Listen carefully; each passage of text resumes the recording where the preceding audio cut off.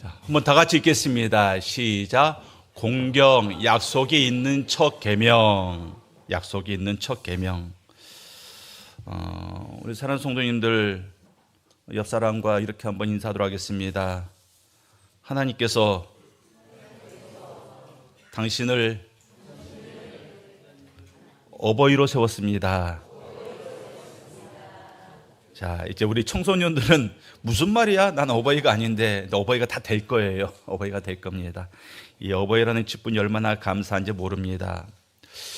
지난 4월 28일 날, 28일인가요? 25일인가요? 날짜가 좀 헷갈리는데 28일 같습니다. 우리 어르신들 모시고 고향 꽃 박람회를 다녀왔습니다. 그때 뒤에서 이제 어르신들이 막 그분들끼리 막 대화하는 소리가 들려요. 저는 앞에 앉았기 때문에 이렇게 뒤에서 대화하는 소리가 이게 잘 들렸는데 그런 말씀을 하시더라고요. 이제 우리 어르신들이 이 반려견을 많이 키우지 않습니까? 집집마다 어르신들도 외로워서 그런지 이렇게 강아지나 고양이를 키우고 또 젊은 세대들도 이렇게 반려견 이렇게 키우는 가정들이 굉장히 많이 있습니다. 근데 그런 말씀을 하시더라고요. 그 부분만 제가 들었어요. 왜 그 얘기가 나왔는지 제가 모르겠는데 요즘 젊은 이 사람들이 이 개를 정말 지극정성으로 키운대요. 그런데 개가 아프면 소고기 사서 볶아 먹인대요. 그러면서 시어머니는 뭐 먹는지 관심도 없고 시어머니는 몸이 불편한데 뭐 드시는지 관심도 없고 자기 강아지 몸 아프면 소고기 사서 볶아 먹이더라. 제가 그 말을 듣고 이 땅의 며느리들 회개해야 된다 그런 생각을 했어요. 그런데 그 이야기 이어서 또 어떤 어르신이 거기에 이런 말씀하셨습니다. 강아지들은 예쁜 짓을 하잖아. 강아지도 예쁜 짓을 하잖아. 무슨 말입니까? 시어머니는 예쁜 짓 안 한다라는 거예요. 강아지들은 예쁜 짓을 하잖아요. 그러니까 소고기 사서 먹이지. 제가 그 말 듣고 또 이런 말이 들었습니다. 이런 생각이 들었습니다. 시어머니들도 좀 반성해야 된다. 예, 가족들에게 서로가 이쁜 짓, 이쁜 행동, 사랑받을 만한 말, 그게 오고 가야 되는 거예요. 그게 서로 유통이 되는 게 바로 복된 가정입니다. 이 에베소서 5장에서 우리가 지금 6장을 보고 있는데 바울이 에베소서 5장에서는 이 남편과 아내의 관계를 말합니다. 그리고 이 6장에서는 부모와 자녀의 관계를 말하고 있습니다.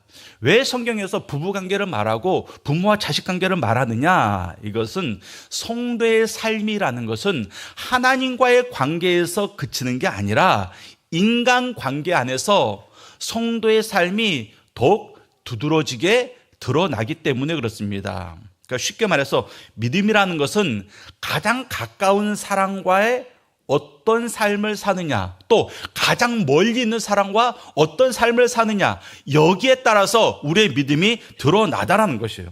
자, 그럼 여러분들 삶에서 가장 가까운 사람이 누굽니까? 가족이에요, 가족.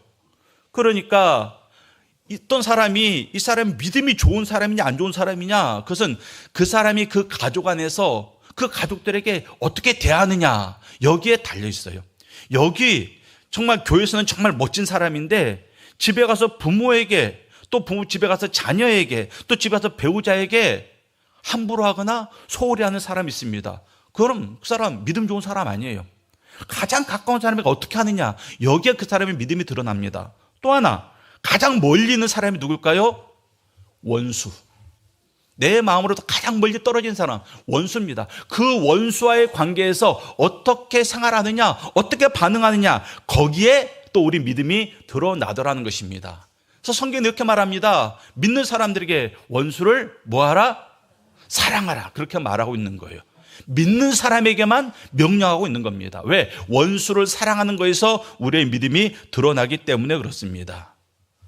5월은 가정의 달입니다. 가정의 달. 특별히 우리가 5월 8일 어버이날을 우리가 보내지 않았습니까? 어버이날을 맞이해서 우리 자녀들은 이 어버이의 가슴에 카네이션을 달아드립니다.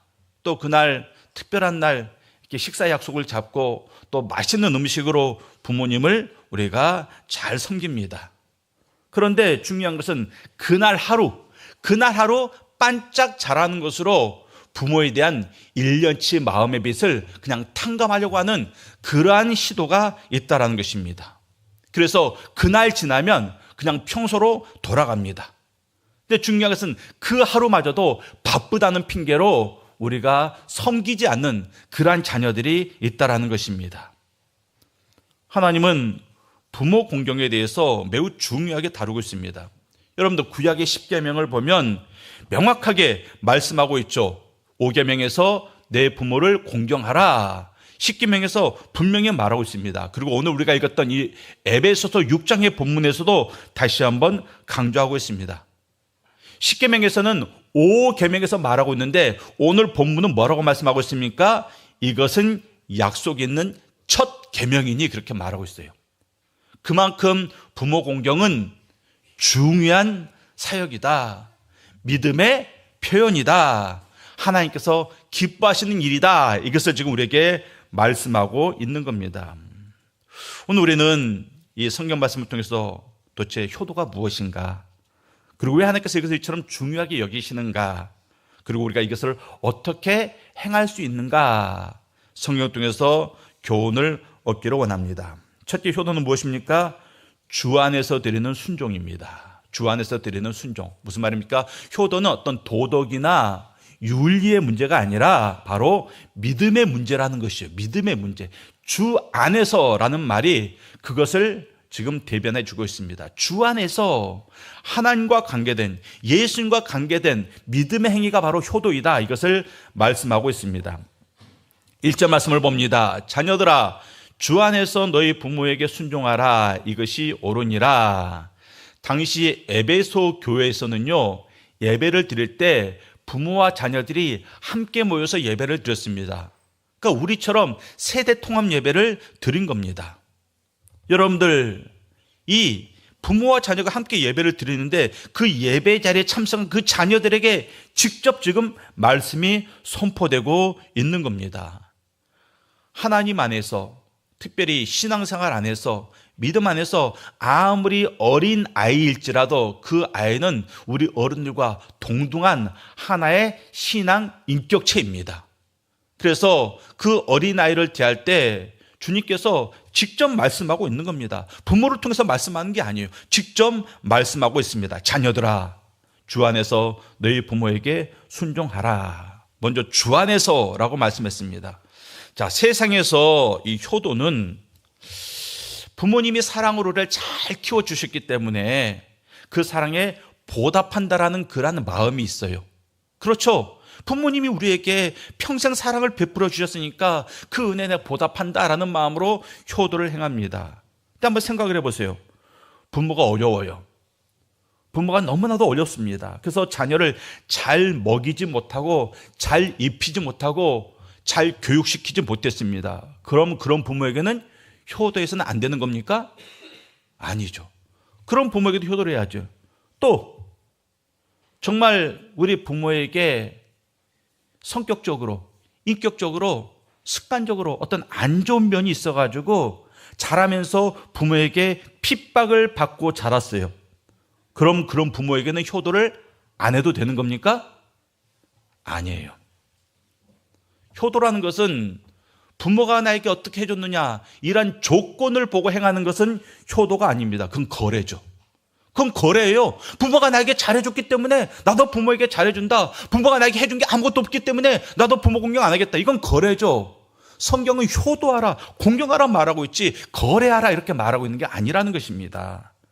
바울은 우리 성도들의 효도의 근거를 이렇게 말하고 있습니다. 주 안에서 부모의 상황이 어떠하든지 부모가 나를 어떻게 키웠든지 그것과 무관하게 주 안에서 주님의 명령이기 때문에 우리가 주님을 믿는 믿음을 가지고 있기 때문에 우리는 부모를 공경해야 된다. 이것을 말씀하고 있습니다. 그러니까 하나님께서 우리에게 이 효도를 말씀하실 때는 너의 부모가 항상 오라, 이래서 효도하라 이것을 말씀하는 게 아니라 지금 우리에게 질서를 세우고 있는 거예요. 질서. 부모를 공경하는 것이 창조의 질서이다. 부모는 자녀를 사랑하는 것이 창조의 질서이다 하면서 이 질서를 세우고 그 질서를 지키기를 원하고 있는 겁니다. 그래서 예수 믿는 사람들이 부모님에게 효도한다는 것은 부모의 상황이 어떠하든지 내 형편이 어떠하든지 거기에 구애받지 않고 흔들리지 않고 그저 말씀에 순종함으로 우리가 부모님에게 효도를 해야 되는 겁니다. 그 질서를 바로 세우는 것, 그것이 바로 바른 성도의 삶입니다. 그리고 그 질서는 절대 바뀌지 않아요. 그 질서가 바뀌면 부모님에게 효도해도 되고 효도 안 해도 되고 그럴 텐데 그 질서는 절대 바뀌지 않습니다. 그래서 우리는 평생토록 부모님을 공경하는 그러한 삶을 살아야 됩니다. 부모는 하나님이 나를 이 땅에 존재하게 하기 위해서, 나를 이 땅에 보내시기 위해서 사용하신 통로예요. 그래서 나를 이 땅에 존재하게 했던 그 통로, 그 부모를 공경하는 것은 역시 그 부모를 통해서 나를 이 땅에 보내신 하나님의 섭리를 인정하는 행위입니다. 또 부모를 공경하지 않는 것은 부모를 통해서 나를 이 땅에 보내신 하나님의 섭리를 인정하지 않는 거예요. 그래서 부모 공경은 뭐다? 단순히 도덕적인 행위가 아니라 무엇이다? 신앙 행위이다. 이것을 우리에게 말씀하고 있는 겁니다. 그래서 주 안에서 부모를 공경해야 됩니다. 여러분들이 내가 부모님에게 효도해야지. 부모님이 좋아서 효도하는 사람도 있고 또 부모에게 물려받을 재산이 있어가지고 그 재산이 있는 동안에 부모에게 잘하는 사람도 있고 또 이 말씀처럼 하나님께서 명령하셨기 때문에 부모에게 효도하는 사람도 있을 겁니다. 중요한 것은 우리가 부모를 공경할 때 그 동기가 절대 사람이 되어서는 안 된다는 것이에요. 그 동기는 바로 하나님의 말씀입니다. 이 말씀의 근거에서 우리가 부모님을 공경하는 그러한 가정이 되어야 할 것입니다. 그리고 오늘 성경에서는 이제 효도의 방법으로 두 가지 단어를 제시하고 있습니다. 첫째가 순종입니다. 순종. 자녀들아 주 안에서 너희 부모에게 순종하라. 자, 순종은 무엇입니까? 겉으로 드러나는 행위이죠. 부모님이 하라고 하면 하고 하지 말라고 하면 안 하는 겁니다. 부모님의 말씀에 귀를 기울이고 그 말씀이 내 뜻과 다를지라도 그 말씀대로 따르는 것입니다. 이것이 무엇입니까? 부모님의 권위를 인정하는 겁니다. 자녀들, 여기 자녀들 모여 있는데 여기도 있고 부모님이 말하면 짜증날 때 있죠. 짜증날 때 있습니다. 똑같은 말 했던 말 하고 또 하고 그러면 짜증나죠. 부모 공경은 가장 먼저 우리의 말투에서 표정에서 드러나요. 부모가 우리에게 무엇인가를 얘기했을 때 얼굴이 찡그려진다거나 말투가 퉁명스럽게 나갑니다. 그것 옳지 않은 겁니다. 그거 믿음 없는 거예요. 믿음을 가진 사람은 절대 그런 식으로 반응해서는 안 됩니다. 공경과 순종은 우리의 태도에서, 표정에서, 말투에서 가장 잘 드러나는 겁니다. 오늘날 이 시대의 문제가 뭔가, 가정의 문제가 뭔가, 자녀들이 부모를 가볍게 여겨요. 가볍게 여깁니다. 이 공경이라는 말은 카베드, 무겁게 여기다 그런 말이거든요. 그러니까 부모를 공경한다는 것은 부모의 말씀을 무겁게 여기는 겁니다. 가볍게 여기지 않는 거예요. 부모님 자체를 무겁게 여기고 부모의 말씀을 무겁게 받는 겁니다. 그런데 부모의 말씀을 가볍게 여겨요. 그러니까 한 귀로 듣고 한 귀로 흘려버리고 아니 말씀이 들려올 때 귀를 막아버리고 그리고 그 부모가 두 번, 세 번, 네 번 반복해서 말하도록 순종하지 않으면서 계속해서 불순종하는 그런 모습들 다 부모를 가볍게 여기는 겁니다.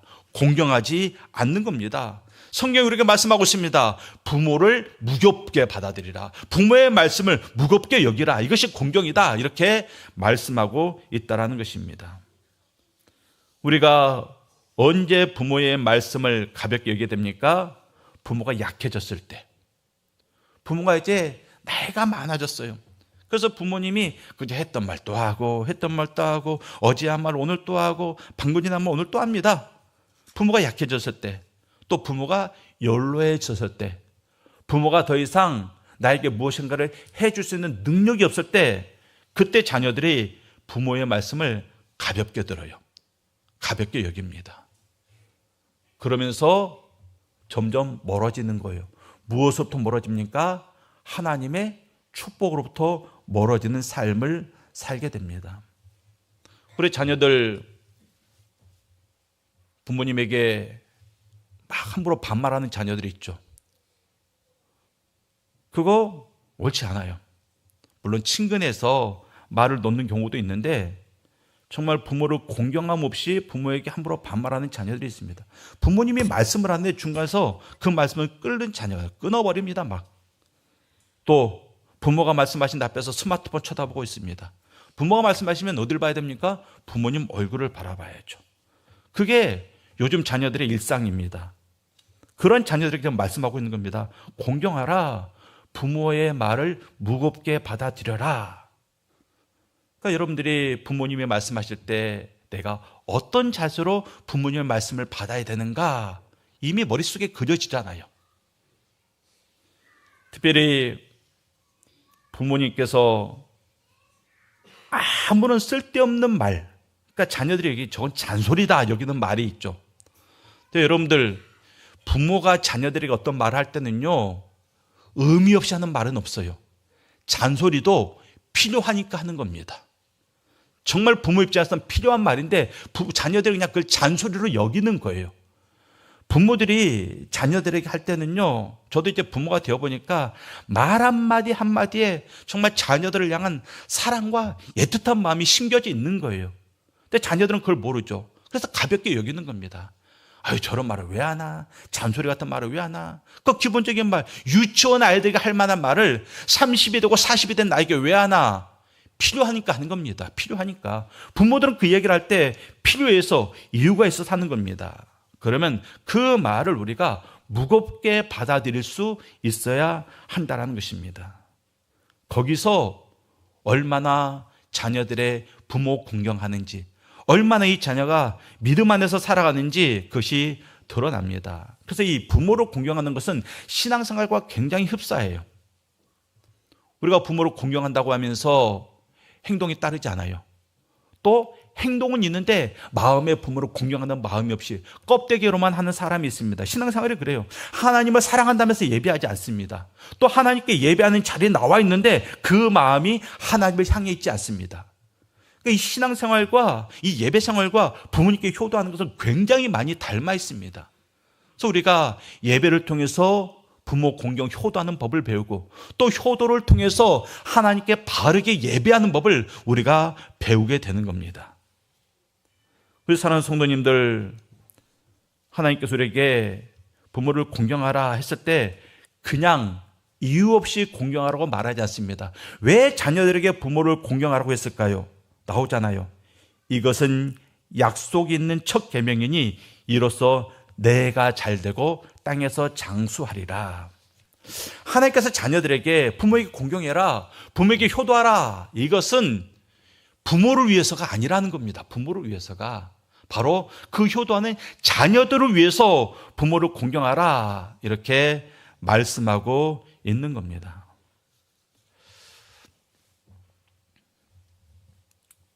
고향 꽃 박람회를 가는 그 차 안에서 제가 들었던 또 제 가슴 깊이 심겨진 그 말씀이 또 하나 있었습니다.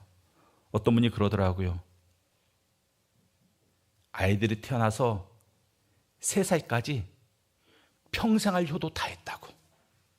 아이들이 태어나서 3살까지 평생할 효도 다 했다.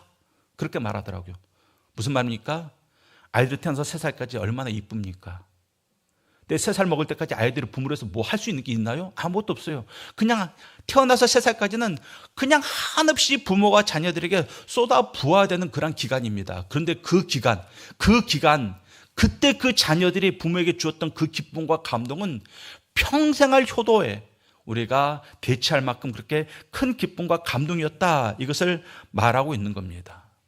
그러니까 부모들은 자녀들이 우는 것도 감사하고 웃는 것도 감사하고 젖을 빠는 것도 감사하고 이유식 시작하는 것도 감사하고 기저귀에 그냥 똥을 그냥 이만큼 퍼질러 놓는 것도 감사해요.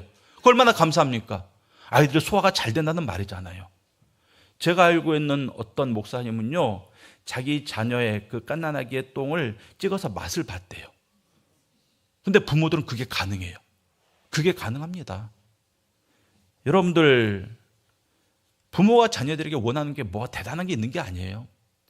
그냥 3살짜리, 태어나서 3살까지 그 자녀들이 부모에게 해준 건 아무것도 없어요. 그냥 자녀들이 그 부모의 품원을 떠나지 않고 오롯이 부모의 품 안에 있었던 그 순간입니다.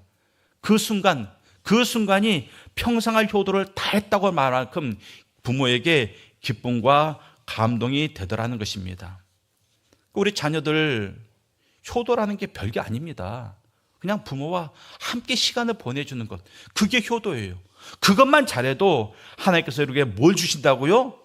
네가 잘되고 땅에서 장수하리라, 이렇게 말씀하고 있습니다. 모든 부모들은 자녀들이 잘되기를 원하죠. 한결같은 마음입니다. 그래서 자녀들에게 많은 투자를 해요. 엄청난 교육비를 들여서 가르치고, 부모들은 외국에 한 번도 안 나가봤지만 될 수 있으면 자녀는 돈 들여서 막 어학연수도 보냅니다. 먹는 것도 좋은 거 먹이려고 하고요, 옷도 남에게 꿀리지 않게 하려고 좋은 것 입히려고 노력합니다. 자, 그런데 그러면 우리의 자녀들의 인생이 잘 될까요? 잘 될까요? 아니죠. 성경에는 그런 방법으로 자녀들이 잘 된다는 말이 한 구절도 없어요. 자녀들에게 물질을 많이 투자하면 자녀 인생이 잘 될 것이다, 이런 구절이 성경에 하나도 없다라는 것입니다. 뭐라고 말씀하고 있습니까? 부모를 공경할 때 그 자녀가 잘 된다, 이렇게 말씀하고 있어요. 그러니까 여러분들의 자녀들이 잘 되기 원하면, 부모된 분들 잘 들으세요. 여러분들의 자녀들이 잘 되길 원하면 공경과 순종을 가르쳐야 됩니다. 성경이 말하고 있잖아요. 이로써 내가 잘 되고 땅에서 장수하리라. 하나님께서 자녀들의 인생을 책임지겠다라는 것입니다. 땅에서 장수한다, 그냥 단순히 오래 산다를 말하는 거 아닙니다.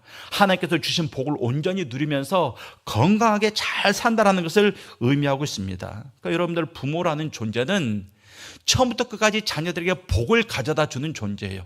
자녀들이 어렸을 때는 부모들이 자녀들에게 아낌없이 쏟아 부어주면서 자녀들에게 복을 공급해주고, 이제 그 자녀들이 장성해서는 자녀들이 부모에게 효도함을 통해서 또한 자녀에게 복이 부어지는 그러한 존재. 그러니까 부모라는 존재는 자녀가 어리든지 자녀가 장성했든지 끊임없이 부모를 통해서 자녀들에게 복이 흘러들어가게 되는 그러한 존재가 바로 부모라는 것입니다. 그러니까 우리 부모님들이 믿음 가운데 바로 서 있어야죠. 자녀들이 효도할 수 있는 기회를 줘야죠. 효도할 수 있는 시간을 자녀들에게 줘야 될 것 아니겠습니까? 무엇보다도 공경과 순종을 가르쳐야 됩니다. 효도는요, 자녀의 삶 가운데 하늘의 복을 끌어당기는 자석과 같은 겁니다. 결국 자녀의 인생은 누구에게 달려 있습니까? 그 자녀에게 효도를 받는 부모에게 달려 있는 거예요. 그러니 자기가 키우는 강아지에게 소고기 볶아 먹이면서 부모님이 뭘 드시는지 관심이 없는 자녀들, 그런 자녀들은 하나님의 복으로부터 멀어진 삶을 사는 겁니다. 강아지에게 돼지고기 먹이세요. 그리고 부모님에게 소고기를 대접하는 그러한 자녀들이 돼야 됩니다. 그런 자녀들이 잘 되고 장수한다, 이렇게 말씀하고 있는 겁니다. 또 효도는요, 그냥 그 당세대에 그치는 게 아닙니다. 효도는 다음 세대까지 흘러 들어갑니다. 내가 부모님에게 효도하면 그 효도를 누가 배웁니까? 자녀들이 배워요. 아, 엄마 아빠가 할머니 할아버지에게 저렇게 하는구나, 나도 저렇게 우리 부모님이 연로하시면 저렇게 섬겨야 되는구나. 이것을 말로 가르치는 게 아니거든요. 말로가 아니라 자녀들이 눈으로 보면서 체험하면서 배우는 겁니다. 아, 부모님 효도는 저렇게 하는 거구나, 저렇게 부모님을 공경하는 거구나, 이렇게 알게 됩니다. 우리 어르신들이 연로하신 부모님에게 함부로 하면 자녀들이 그거 그대로 배워요. 그대로 배웁니다. 너무나도 소중한 자녀들이 우리가 늙었을 때 우리에게 그대로 한다라는 것입니다. 그러니까 효도, 부모 공경은 한 가정 안에서 한 세대에서 그치는 게 아니라 세대와 세대를 연결해가면서 우리의 자녀들의 삶 가운데, 우리의 가문 가운데 하나님의 복을 불러오느냐, 하나님의 저주를 불러오느냐, 이것을 결정하는 게 되는 거예요. 그러니까 우리 부모님들이 효도를 가르쳐야 되고, 또 부모님들이 효도를 해야 되고, 자녀들이 부모님이 효도를 보고 배우면서 또한 자녀들이 부모님께 효도하는 그러한 가정을 우리가 만들어 가야 됩니다. 언제 효도해야 됩니까? 지금 해야 됩니다. 부모님 살아계실 때만 효도할 수 있는 거예요. 우리는 이렇게 생각합니다. 내가 지금 너무나도 어려워. 내가 여유가 없어. 내가 여유가 생기면 잘해드려야지. 내가 좀 지금 너무나도 바쁘니까 시간이 있을 때 잘해드려야지. 근데 대부분의 어르신들, 부모님을 먼저 떠나보내신 어르신들 하는 후회가 뭡니까? 부모님 살아생전에 좀 더 잘할 걸. 그거 아니겠습니까? 부모님 살아생전에 잘할 걸. 효도에 있어서, 부모 공경에 있어서 가장 큰 장애물은 이거예요. 나중에. 이게 가장 큰 장애물입니다. 돈이 없는 게, 시간이 없는 게 나중에 돈 벌면, 나중에 여유가 생기면, 이게 바로 부모 공경을 가로막는 가장 악한 그러한 장애물이 되더라는 것입니다. 부모님은 기다려주지 않아요. 기다려주지 않습니다. 그러니까 우리가 맛있는 음식도 중요하고 돈 봉투도 중요하지만 때를 따라 주기적으로 부모님한테 전화 한 통화 드리는 것, 이게 더 귀할 수 있습니다. 여러분들, 돈으로 하는 효도가 제일 쉬워요. 효도 가운데 돈으로 하는 게 제일 쉽습니다. 그냥 봉투 보내고, 그냥 물건 사서 보내고. 근데 정말 귀한 효도는 무엇입니까? 부모와 함께 시간을 갖는 겁니다. 부모와 함께 시간을 갖는 것. 함께 시간을 가질 수 없으면 전화라도 자주 드리는 것. 이거 누구나 할 수 있잖아요. 돈 없어도 할 수 있습니다. 학생도 할 수 있고요. 직장도 할 수 있습니다. 누구나 할 수 있는 전화 자주 드리는 것. 그것만으로 하나님께서 네가 정말 부모를 공경하는구나 인정해 주십니다. 그것만으로도 이미 우리가 부모에게 해야 할 효도 거의 90%는 완성이 됩니다. 어려운 거 아니잖아요. 우리 그 전화 한 통화에 부모를 공경하는 마음이 다 심겨져 있는 겁니다. 부모는 자녀들에게 무엇인가를 받고 싶은 게 아니에요. 단지 함께 있고 싶은 겁니다. 그저 대화를 나누고 싶은 겁니다. 삶을 나누고 싶은 겁니다. 자녀들은 부모가 오늘 하루 뭘 먹고 식사하셨는지, 어떤 반찬에 식사했는지 관심은 없어도 자녀들은 자녀가 어리든지 장성했든지 오늘 내 아들이, 내 딸이 오늘 뭐 먹었는지 그거 굉장히 궁금해 하세요. 그럼 그거 같이 나누는 거, 그게 어렵습니까? 그거 같이 나누는 거, 그게 바로 부모 공경의 첫 걸음이 되더라는 것입니다. 그게 바로 믿음의 행위가 된다라는 것입니다. 여러분들, 이 쿠폰이나 상품권 같은 게 있으면 그게 가치가 매겨져 있어요. 10만 원짜리 상품권이 있고 20만 원짜리 상품권이 있습니다. 근데 거기에 뭐가 있습니까? 유효기간이 있어요. 유효기간. 아무리 가치가 좋을지라도 제때 쓰지 않으면 그냥 휴지 조각이 되고 맙니다. 우리가 부모에게 효도하면 그 효도를 통해서 하나님께 우리에게 복을 주신대요. 그러니까 효도는 우리가 복받는 이거 백지수파 같은 겁니다. 근데 그게 유효기간이 있다는, 유효기간이 언제? 부모님 살아생전에. 그러니까 우리가 언제 부모님께 효도해야 됩니까? 지금 당장 이 땅에서 우리가 부모님께 효도를 드려야 됩니다. 우리가 이 땅에서 잘되고 장수하는 복을 받을 기회가 늘 주어지는 게 아닙니다. 그 복을 놓치지 않는 우리 자녀들이 될 수 있기를 바랍니다. 오늘 우리는 세 가지를 발견했습니다. 따라하겠습니다. 첫째, 효도는 주 안에 사는 거다. 효도는 주 안에 사는 거다. 둘째, 효도는 마음의 공경과 행동의 순종이 있어야 한다. 셋째, 효도는 약속이 있는 복된 삶이다. 이 5월달 여러분들이 부모님들에게 어떤 거창한 선물이 아니더라도 그저 부모님 찾아가서 손 한번 만져드리고 부모님 이렇게 껴안고 기도 한번 해드리고 그거 사랑합니다, 감사합니다, 이 고백 한번 드리는 거, 그리고 5월 가정의 달뿐만이 아니라 수시로 부모님께 자주 연락드리는 것, 그것만으로도 부모님은요 그냥 충분합니다. 더 이상 다른 것 바라지 않습니다. 더 많이 부모님께 연락하고 더 많이 부모님께 효도함으로 말미암아 부모님도 기뻐하고 하나님께서 약속하신 우리가 잘되고 이 땅에서 장수하는 그러한 복을 누리는 우리 한 성도님들 다 되시기를 주님의 이름으로 축원합니다.